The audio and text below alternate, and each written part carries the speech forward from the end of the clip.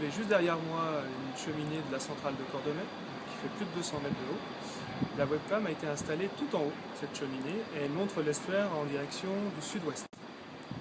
Et- On pourra voir la photo, ou l'image plutôt en temps réel, sur le site internet du GIP Loire Estuaire. Normalement ça fonctionne depuis hier soir.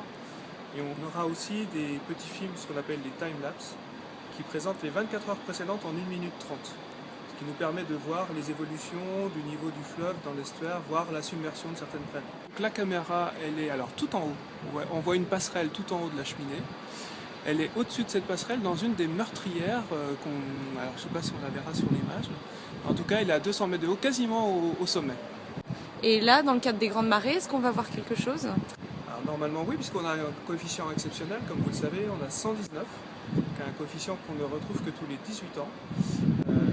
Pour ce coefficient exceptionnel, il devrait y avoir de la submersion des prairies, mais pas forcément une submersion exceptionnelle.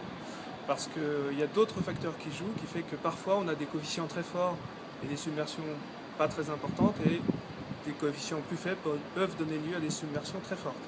Par exemple, c'était le cas de Xintia, où on avait un coefficient 104 et on a eu une submersion exceptionnelle.